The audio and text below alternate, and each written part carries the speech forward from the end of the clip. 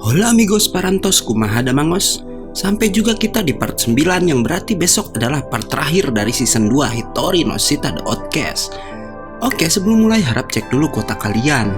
Kalau sekarat, bisa numpang lebih tetangga. Bruh.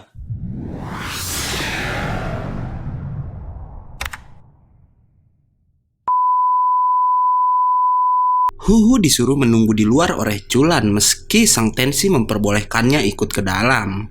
Di lain tempat, tampak anggota Zensei yang mulai bergerak. Mereka terlihat menyerang dua penjaga malam. Tak hanya itu, Regioku pun tak luput dari serangan mereka dan alasannya tentu aja mereka menginginkan Sutenroku yang kini ada pada Regioku. Kembali pada Culan yang diberitahu Tenshi jika seorang penerus tak hanya dipilih karena dia hebat dan terkenal, tapi kandidat Tenshi adalah orang yang benar-benar dipercaya Tenshi sebelumnya untuk mempelajari sebuah jurus rahasia. Culan pun diberikan jurus rahasia tersebut oleh sang Tenshi langsung. Sementara di tempat Regioku ia terlihat didatangi 5 anggota Zensei sekaligus. Para anggota Zensei itu dipimpin seorang pria tua yang bernama Ento. Ento menanyakan di mana buku Sutenroku berada karena mereka tak dapat menemukannya di kamar Regioku. Tanpa aba-aba, salah seorang anggota Zensei langsung menyerang, tapi Regioku dapat menangkis dan lalu mematahkan tangan pria tersebut. Regioku mengeluarkan kinkunya dan langsung menyerang Ento menggunakan lumpur hitam. Namun Ento tak bergeming sama sekali, bahkan ia tak mencoba menghindarinya. Ento menyuruh ketiga anggota Zensei lainnya untuk mengeroyok Regioku, tapi tanpa diduga ternyata Rikukin datang ke sana dan sepertinya ia mengenal si Ento. Ternyata Rikukin tak datang sendiri karena ia membawa Rinron dan teman-temannya yang kini bergantian mengepung anggota Zensei. Ento yang merasa terpojok terlebih ada Rikukin pun memerintahkan untuk mundur dan si Rikukin pun mengajak Regioku untuk mengejarnya. Rinron dan teman-temannya pun berpencar sementara si Zoryu ditugaskan menjaga pria yang dibuat pingsan tadi oleh Regioku. Sementara kejadian aneh terjadi di tempat Culan. Huhu melihat Culan yang harusnya berada di dalam bangunan berlari ke arah hutan. Di tempat lain, para peserta yang berpencar bertarung dengan anggota Zensei. Anggota Zensei sangat diuntungkan dengan mengetahui kekuatan para peserta karena emang mereka menonton pertandingan sejak awal. Si Kumo lalu menyerang anggota Zensei itu dari belakang. Anggota Zensei itu tak mengetahui kekuatan Kumo karena dalam pertandingan ia menyerah pada Rinron tanpa bertarung. Soso pun datang ke tempat itu. Si Kumo lalu menyerang anggota Zensei itu dengan kekuatannya dan dapat mengenai pria tersebut. Si anggota Zensei akhirnya mengetahui kekuatan Kumo yang berada pada pedangnya yang diperkuat menggunakan ki atau disebut transmuter. Pria itu pun bangkit lagi dan menunjukkan tongkatnya yang mempunyai kekuatan roh dari orang mati. Ia bilang Kumo beruntung tak mengejar Ento atau temannya yang gendut bernama Kantan karena mereka lebih kuat darinya. Dan ia bilang jika dirinya hanyalah penjaga makam biasa. Ternyata si Huhu yang tadi melihat Culan pun mengejarnya dan scene kembali berpindah pada Rikukin dan Regioku yang telah berhasil mengejar Ento yang kabur bersama Kantan. Regioku bertanya pada Rikukin teknik apa yang Ento pakai sampai ia bisa menahan lumpur hitam Regioku dengan mudah. Rikukin bilang Ento tak menggunakan teknik apapun karena si Ento ini ternyata adalah pengguna jimat yang disebut dengan Enchanter. Konon, Enchanter ini berbeda dengan ahli senjata dan juga transmuter walau sama-sama memasukkan ki mereka dalam benda mati. Karena senjata yang dibuat Enchanter lebih kuat dari keduanya. Rikukin lalu bilang walau hebat namun manusia yang menggunakan senjata punya batasnya masing-masing.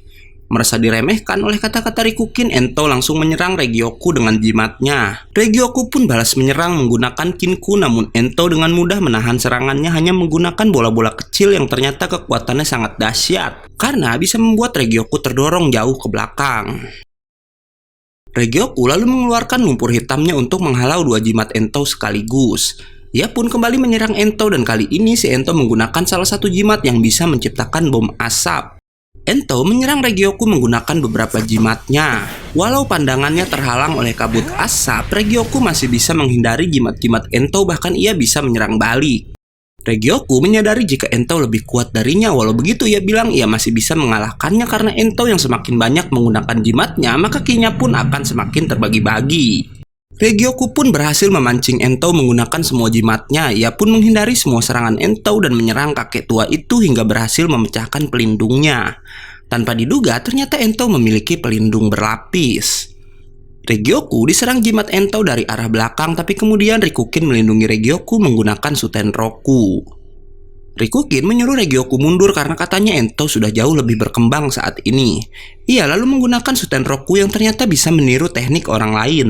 Rikukin menggunakan Raihu milik Chulan dan menyerang Ento, tapi si Ento ternyata tak terluka sama sekali dan malah mengejek Rikukin. Ia bilang Rikukin tak tahu malu karena menggunakan teknik milik orang lain. Rikukin pun lalu mengeluarkan teknik bernama Saichimon yang ia pelajari dari sebuah sekte yang katanya sudah bubar. Ento menyerang Rikukin, tapi kini keadaan berbalik karena Rikukin bisa menahan jimatnya dan bisa memukul mundur si Ento. Rikukin bisa menghancurkan salah satu jimat milik Ento, sedangkan Regyoku merasa aneh karena luka Rikukin bisa menutup dengan sendirinya.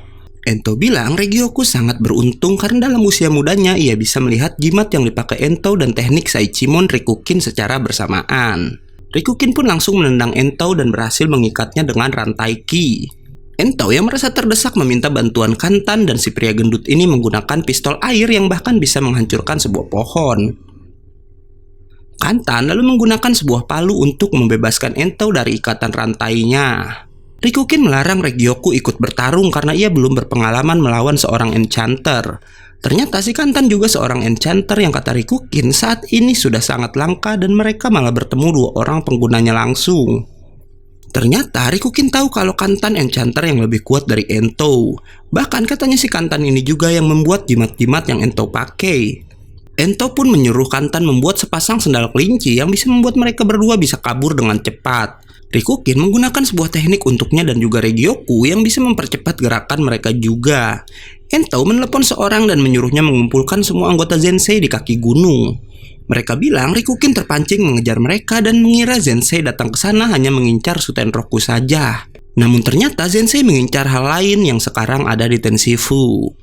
Sementara Huhu yang terus mengejar Chulan diserang oleh seseorang, tapi dengan hanya batu kerikil kecil saja si Huhu bisa dengan mudahnya menjatuhkan orang tersebut. Ternyata yang mengincar Huhu bukan hanya satu orang.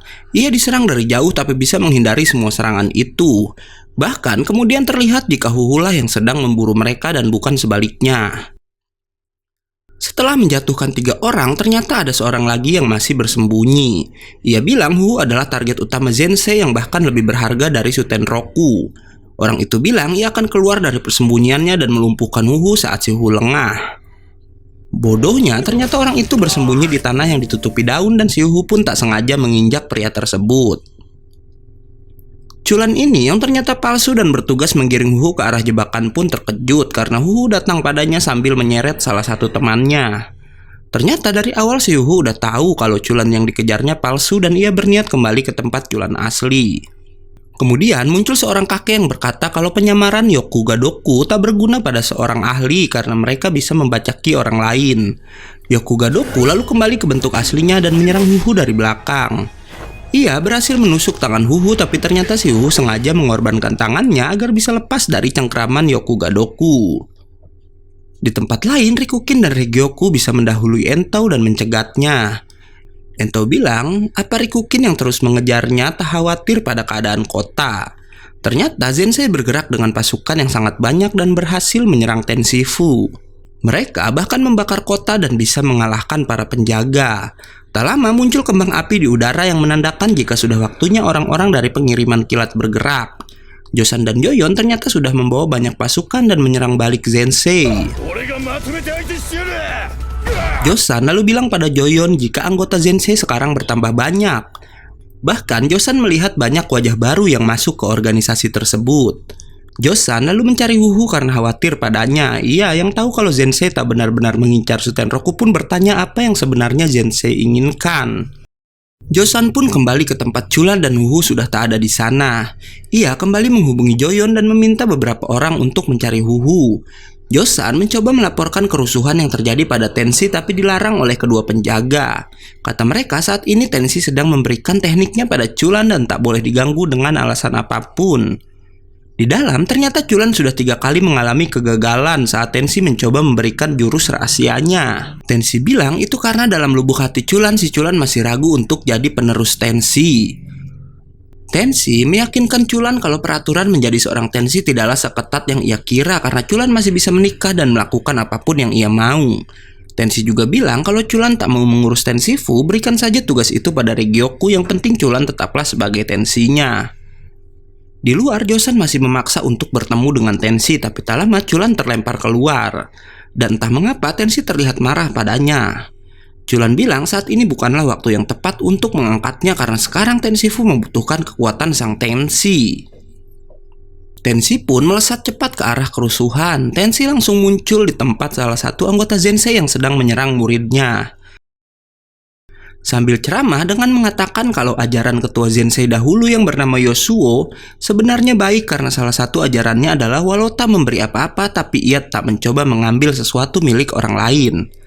Namun ajaran-ajaran Yosuo rusak oleh orang-orang seperti anggota Zensei sekarang yang menyalahartikan ajaran Yosuo dan hanya mengikuti nafsu mereka sendiri dengan kebebasan yang Yosuo berikan pada anggotanya. Dan orang-orang seperti itu tak pantas disebut Zensei. Anggota Zensei itu pun berlutut di depan Tensi. Tensi lalu muncul di tengah kota dan para anggota Zensei yang menyerangnya terlihat tak bisa menembus kinku milik Tensi. Anggota yang lain mencoba mengeroyoknya tapi Tensi bisa membentuk kinkunya seperti tali yang menghempaskan banyak orang sekaligus. Shin lalu berpindah lagi pada Ento yang meminta Rikukin berhenti mengikutinya. Ia bilang mengapa Rikukin tak melampiaskan kemarahannya pada anggota Zensei yang lain saja. Rikukin bilang ia akan melakukan itu setelah mengalahkan Ento dan Kantan. Ento lalu bilang apa Rikukin marah pada Zensei karena masternya. Rikukin marah karena Ento membawa-bawa masternya dan menyerang mereka berdua. Regioku mencoba menenangkan Rikukin agar tak terprovokasi oleh Ento, tapi Rikukin malah marah pada Regioku dan si Regioku pun berani melawan Rikukin. Tak lama Rikukin pun menyadari kalau amarah mereka sedang dikendalikan seseorang. Bener aja tak lama muncul Kounei dan juga Chinchu yang langsung menyerang. Rikukin bisa menyerang balik dan berhasil mengikat tangan Chinchu, tapi si Kounei yang bisa mengendalikan emosi membuat Rikukin tak fokus dan kemudian Ento pun menyerang Rikukin dengan jimatnya. Ternyata Kounei dan Chinchu adalah 2 dari 4 penyihir Zensei termasuk Natsuka dan Toubai. Regioku mencoba membantu tapi Rikukin bilang ia bukanlah lawan dari 4 penyihir Zensei. Natsuka lalu muncul dari belakang mereka dan si Regioku seperti mengenal Natsuka. Tak lama Toubai pun muncul dan bilang jika kekuatannya adalah menghilangkan rasa sakit, karena itulah ia akan membunuh Rikukin tanpa merasakan apapun. Rikukin menyuruh Regioku lari karena jika ia terkena jurus keempat penyihir, terutama si Toubai, maka itu akan berbahaya. Si Regioku yang batu dan tak mau mendengar kata-kata Rikukin lalu dilempar Natsuka yang mencoba menjauhkannya dari tempat pertarungan. Natsuka terus mengejar Regioku dan menyerahkan Rikukin pada teman-temannya.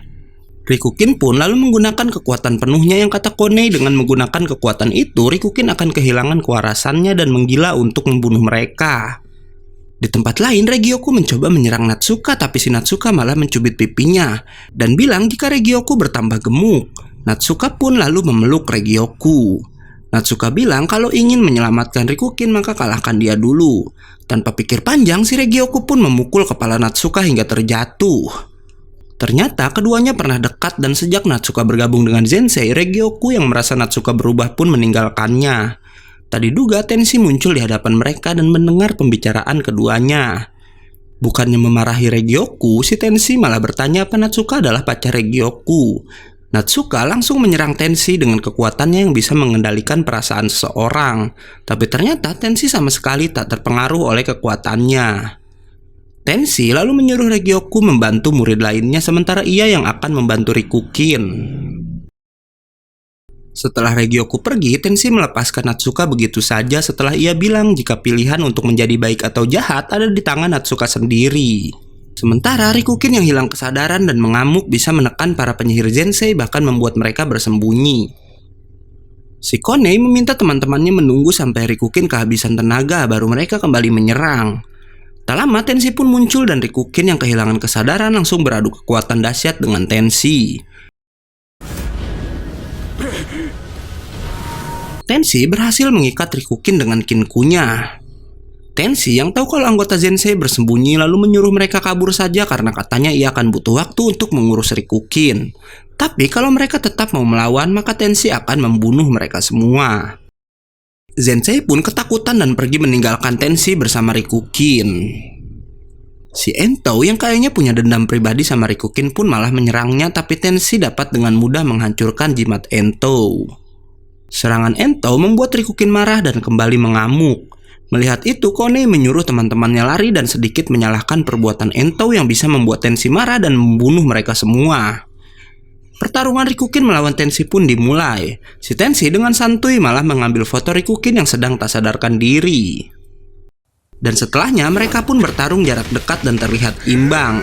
Untuk menyadarkan Rikukin dari ki jahat tanpa melukainya, si Tenshi pun akhirnya mengeluarkan jurus yang diwariskan kepada para Tenshi.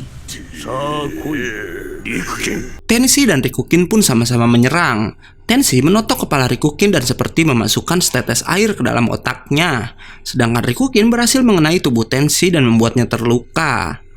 Sementara Chulan dan Josan yang terus mencari keberadaan Huhu pun lalu memilih berpencar agar dapat menemukannya. Chulan yang sedang berlari pun bertemu dua anggota Zensei yang tadi dikalahkan oleh Tenshi. Melihat Chulan, dua orang itu pun langsung menyerangnya karena mereka ingin membalas dendam pada sang Tenshi dengan melukai Chulan. Pertarungan pun tak dapat dielakkan. Chulan menggunakan Raihu untuk menyerang dan si anggota Zensei bisa menyerang balik Chulan menggunakan banyak bola ki. Tanpa diduga, kecepatan Chulan bisa menghindari semua serangan itu dan ia pun bisa mengalahkan salah satu anggota Zensei tersebut.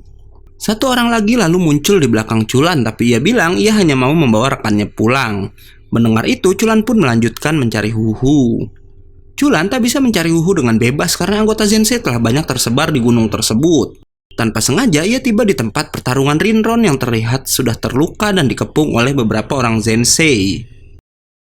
Sementara si Kinka udah berhasil dijatuhkan dan selanjutnya mereka mencoba menyulik Rinron untuk mendapatkan Sutenroku. Si Rinron pun mencoba mengeluarkan kekuatannya lalu part 9 selesai. Oke lah, nggak banyak omong lagi, gue Ega undur diri dan gak yakin movie pamit.